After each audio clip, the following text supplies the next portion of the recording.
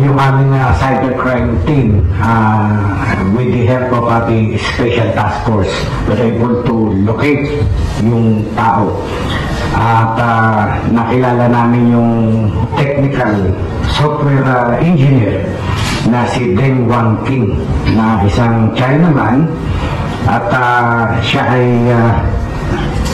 affiliated with PLA, University Science Technology. Yun pa yung matindi doon, mga kotsero, na nag-aral siya sa PLA, University of Science and Technology. Ano ho yung PLA? People's Liberation Army. So parang ano to, sa version natin sa Pilipinas siguro, para siyang PMA, parang Philippine Military Academy. Delikado to. Nakakabahala po itong nangyari na to. And pardon my French, pero may mga ibang sa wikang Ingles, ito ho yung tinatawag na the shit hit the fan. This is not good. Hindi ho ito maganda para sa ating national security. Hindi ho ito maganda para sa bansa. This is very, very dangerous. This is an intrusion sa atin pong soberenya. Tingnan muna natin to. Okay. Kanina kasi may nahuli na espiya. A Chinese spy. Kumpirmado na po ito. Nakita na po ito, naimbestigahan na po ito ng NBI. Naipagtulungan na rin po ang AFP. So this is already confirmed. Hindi na ho ito chismis. Hindi na ho ito haka-haka. Hindi na ho ito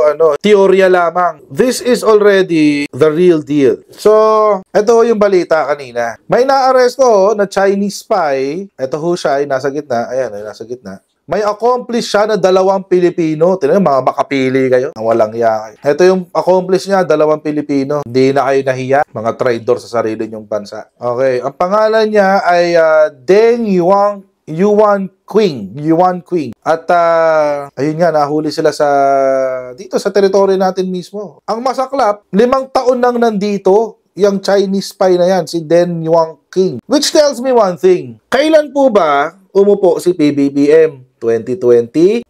He is barely in his 3rd year of administration bilang Pangulo ng Pilipinas. Wala pa ho siyang 3 taon.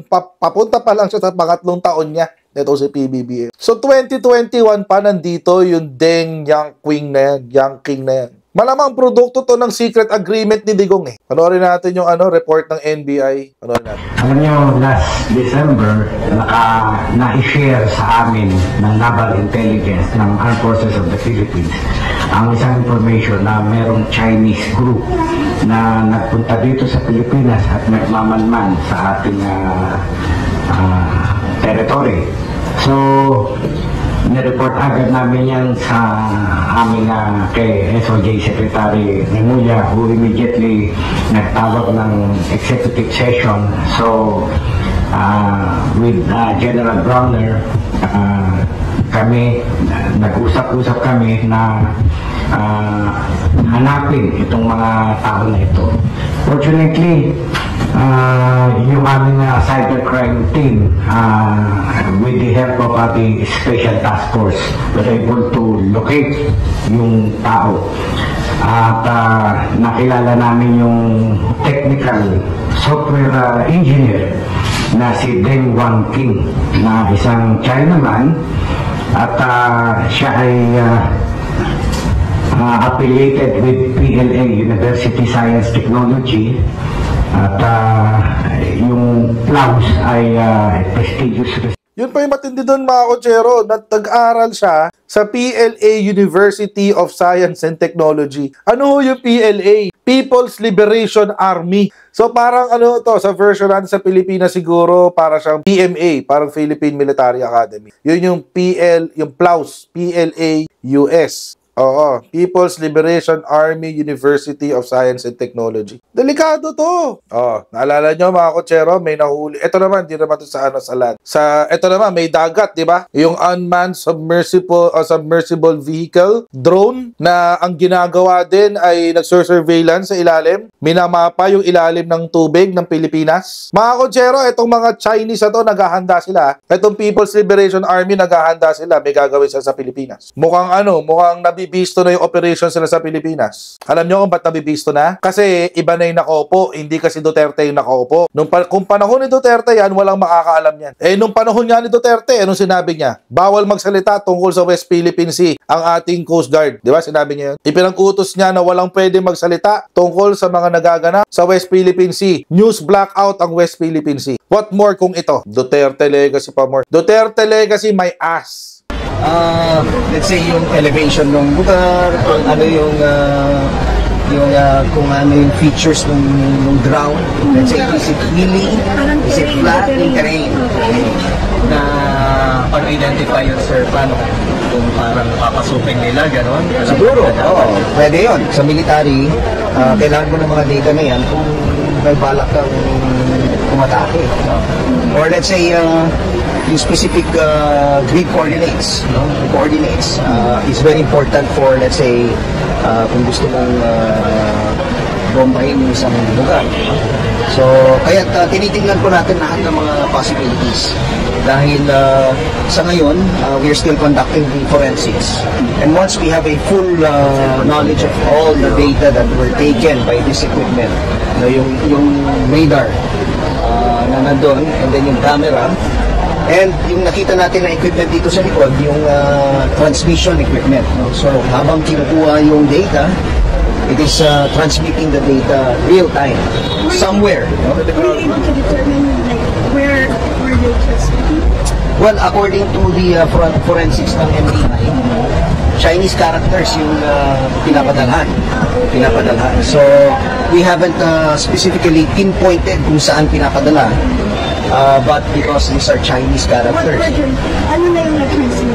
So far, yung mga data po na nakuha nila Examples. on the topography, the terrain, yun po, yung mga gano'n of camps. At sabi po kanina nga, marami pang mga iba't ibang mga lugar. It's not just camps, hindi lang po mga kampo, pati mga airports, seaports, pati yung mga fuel depot natin. Personalities. Hindi po, wala pa ho kami nakita na halos personalities. So, More on the areas. Purely Chinese interest. It could be. Kasi po yung nahuli natin is a Chinese individual. He's a Chinese national. So, of course, pagka tinignan po natin yung possibility, it's really very possible that they are transmitting this data back to China. Scary, man. Binomonitor ang Pilipinas, guys. Pinag-aaralan na ang Pilipinas. Ayoko naman maging doomsday prophet. Pero, napanood nyo ba yung bago? Nag-viral, di ko alam kung napanood nyo na. Tabing-tabi nung katig ng bangka ng mangingisda. As in, tabing-tabi, nakalutang yung drone. No? Nasa katig mismo. Bumangga pa sa katig. Sabi ng mga mangingisda, huwag niyong kunin. Baka sa China yan. Huwag niyong kunin yan. Pero naka-video. Bumangga pa sa katig ng bangka ng mangingisda. Langya ka, Duterte. Anong pinaggagawa mo sa Pilipinas? Napakawalang niya mo, Duterte ka. Dapat ka talaga hindi na pinayagan to noon eh. Noong 2016 pa lang, dapat hindi na pinayagan to eh. Imagine mga Ojero, 5 years lang nandito yung espiya. So ibig sabihin, posible na itong espiya na to sumabay nung panahon na sobrang welcome sa Pilipinas ang mga Chinese. Kahit sinong Chinese. Nung panahon na welcome ang Pogo sa Pilipinas, malamang sumabay ito doon. Sumabay itong walang yan Chinese na to doon. Itong espiya na to. Kasi 5 years siya dito eh. Or longer pa nga daw eh. By the way, this is not the first time Apparently, last year may nahuli pa silang isa, ang AFP. So pangalawa na to. Pero hindi lang po ito ang first time na may sleeper cell sa Pilipinas. Noong 2023, may nahuli na sleeper cell sa Valle Verde, sa loob ng subdivision na pangmayaman. May nahuling sleeper cell. Nalala nyo yun? NBI ang nakahuli. Tapos may mga gamit pang militar, may mga gamit na yung mga kanilang mga Armalite, kanilang mga baril. Naka-label, People's Liberation Army. Hindi natin alam paano na naipasok sa Pilipinas, pero malamang sa pamamagitan ng embahada ng Chinese Embassy. Dara may ipanguwi eh. Unless palulutangin mo sa dagat yun. Tapos, nagkaroon pa tayo ng scare. Naalala nyo last year, 2024, sumobrang dami yung Chinese students sa Cagayan. Pinasok yung mga Chinese students sa Cagayan. Pwede rin maging source yun ng spies. Kasi hindi naman natin alam eh. Sino ba namang inutil ang magka-aamin na pagpasok na sa immigration, I'm here to spy your country. Wala akong inutil na aamin ng gano'n. Siyempre, ang spy, meron siyang cover identity. Pwedeng estudyante, pwedeng empleyado ng Pogo, pwedeng kung ano-ano, di ba? Nakakatawa dito mga kotsero, itinanggihan ng Chinese Embassy. Chinese Embassy denies existence of sleeper cells in the... Natural, i-deny nila. Kaso mo, meron ka ng ebidensya. O yan na, meron ng isang nahuli, si Deng Yang. Tapos, meron pang isang nahuli daw ang AFP. Tapos, may 5 submersible drones na na-recover na ang Pilipinas. Tapos, meron pang research activity na nangyayari dyan sa may Benham Rice. Mga kotsero, pinapalibutan na tayo ng China, hindi pa natin alam. Tapos ngayon, yung monster ship umalis, pinalitan ng bagong Coast Guard ship. Ano yun? 3 taon na presidente si Marcos, kasalanan pa rin ni Digong? Oo, kasalanan pa rin ni Digong. Bakit? Ngayon nahuhuli ni Bongbong eh. Maabalbala ni Digong, ngayon nililinis eh.